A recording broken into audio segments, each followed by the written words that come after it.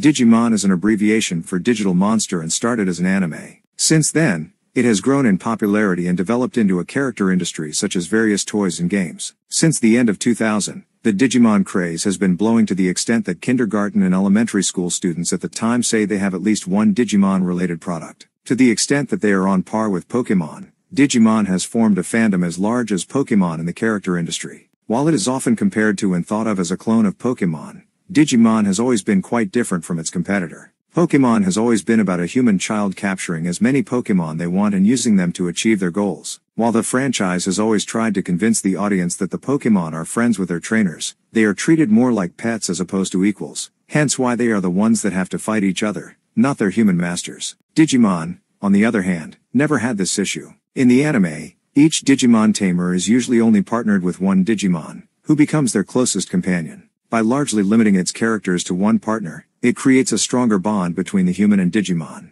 Also, by giving Digimon the ability to communicate with their human partners, as well as express themselves in a fully articulate way, the show managed to make the Digimon feel more like actual equals to their tamers as opposed to pets. This ability to communicate didn't apply to just the partner Digimon, but rather the majority of them. Digimon follows the small creatures known as Digimon, digital beings that exist in their own plane of existence tentatively connected to humanity's universe. The TV series differed from Pokémon by not following a single protagonist. Instead, each series followed a different group of chosen children on their adventures. One of the few things that have remained the same throughout is the connection between the child and their single partner Digimon, especially when it comes to their Digivolution. One of the biggest strengths that Digimon can draw on is the variety of stories it can tell. Because Pokémon has predominantly focused on Ash's adventures, it has led to the games being similarly focused. The mainline Pokémon games follow the trend of exploring, catching, and fighting with little room for different genres and styles. Instead, Digimon has a variety of tones in the series and games. A great example of this is Digimon Survive, a horror survival game that does not deviate from the main series all that much. It simply makes the danger and mental strain more front and center. Unfortunately, one of the biggest hurdles for Digimon to overcome when trying to compete with Pokémon is combat. Pokémon's combat system has been refined over the years and is the standout for these kinds of creature battle systems. Digimon can follow its style, but it needs to look to other methods to stand out. The main thing it can do is change the Digimon's skills and attacks and making use of the different Digivolutions to provide variety. The classic Digimon adventure excelled because it provided genuine development and a reason to care beyond who won a fight. This made the series more than just another Monster of the Week anime, turning it into a classic that's largely considered far superior to the Pokémon anime of the same era. Digimon was much more willing to take risks, which is why Digimon has multiple series over its run, while Pokémon has always been about Ash and Pikachu, the cutest anime pet.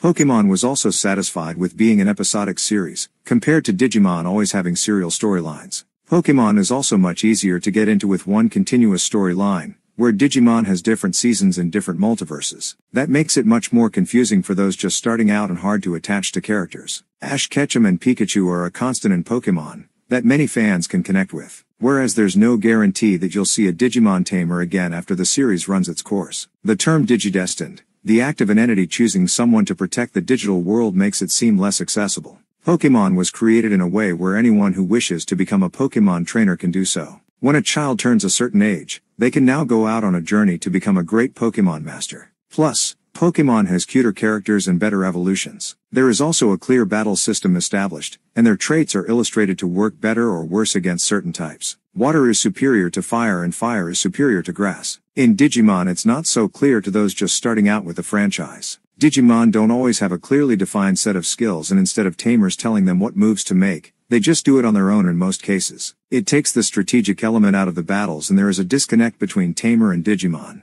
While both shows try to show that they can work together as a team, it comes off much better in Pokémon because of their ability to communicate without words. Pokémon was developed by Satoshi Tajiri, who loved to collect insects as a child. As a child, he was diagnosed with autism, which allowed him to focus on methods of collecting and organizing data. He wanted to create a game that could allow people to collect and trade via a link cable, and Pokémon was born. He was also responsible for creating Game Freak, which started out as a magazine. In 1989, he took his magazine and turned it into a gaming company. Pokémon designs are moving further away from their cute round forms and intense-looking birds in favor of more Digimon-like creatures. Miraidon is missing back legs. Even some of its features are digital-looking. Karaidon also has a very complex look, much like a Digivolution form. It could fit right in as a second or third form in the digital world. There are others with similar styles such as Croconaw, Giratina, Haxorus and humanoid starter evolutions like Blaziken. Pokémon might have come first, but the more games' recent designs are borrowing heavily from Digimon while moving further away from the series' original style. On the other hand, Digimon started with consumerism in mind. The first Digipet was made to combat the Tamagotchi, a popular line of toys from the 1990s. After creating the Digipet, an anime was created around the toy, much like some American cartoons were made.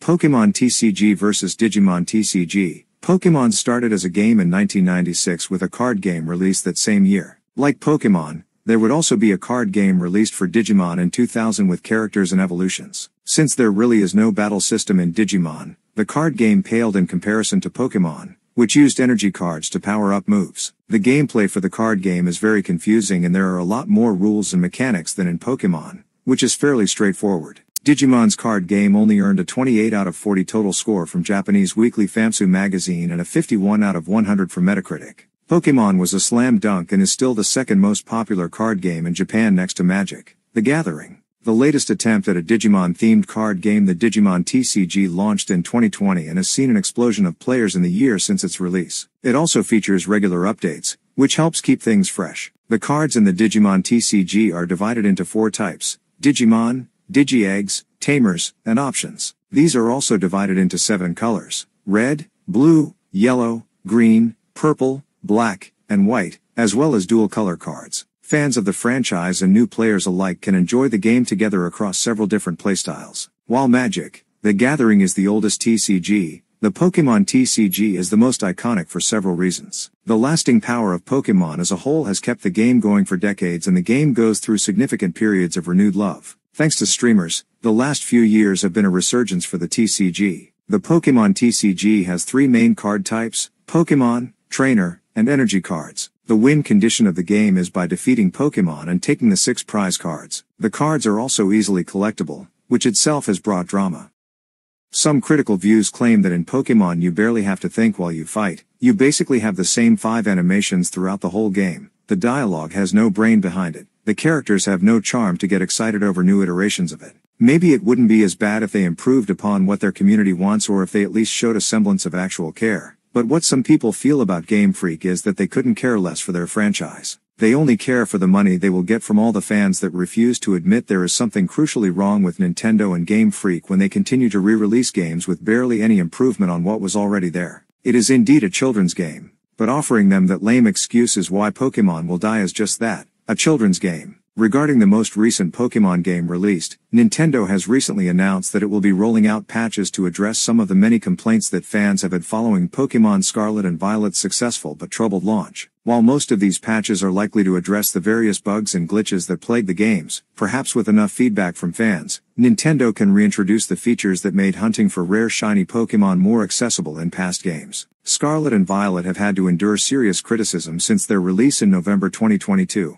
As the Gen 9 Pokémon games have experienced various performance issues that have hampered gameplay for most players. In spite of their flaws, however, Scarlet and Violet have surprised and impressed with their fun additions, including the various new species of Pokémon on show. Pokémon Scarlet and Violet didn't even stop there, as they packed an unprecedented level of heart and emotion into their storylines. Fans weren't sure how the 3 main storylines would fit in with the advertised open-world experience, but have been left marveling at what is deemed by many to be the best Pokémon story ever. At the very least, these games have conveyed emotions through engaging story beats that have never been seen before in the Pokémon franchise. While there are sad and emotional parts in 2 of the main storylines in Scarlet and Violet, there is a persisting air of hope and optimism at the Academy, especially with director Clavel at the helm. This feeling has never been properly captured in previous Pokémon games, as it has never really been attempted. With every new generation of Pokémon games comes new adorable creatures to capture, areas to explore, and trainers to meet. Every generation also makes advancements forward for the series as a whole, in one way or another, even if they're also riddled with problems. This is especially true of the recent Pokémon Scarlet and Violet, which allows players to journey alongside up to 3 friends and is a fully open-world Pokémon experience. But they're also the buggiest games to date. Many of the flaws with more recent titles have fans looking back on previous entries of the series, lamenting incredible features that are sorely lacking in newer titles. From the removal of maze-like areas that gave players a true sense of discovery to 2D sprites that still captured each Pokémon's personality, there are many things fans miss from older generations.